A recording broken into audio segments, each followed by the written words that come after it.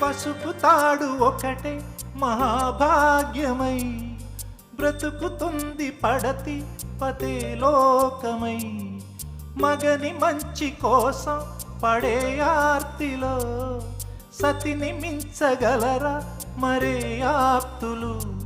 ఏ పూజ చేసినా ఏ నోము నోచినా ఏ స్వార్థము లేని త్యాగం భార్యగా రూపమే పొందగా.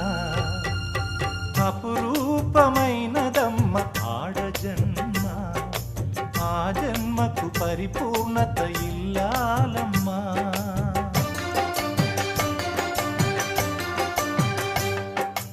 అపురూపమైనదమ్మ ఆడజన్మ, ఆ జన్మకు పరిపూర్ణత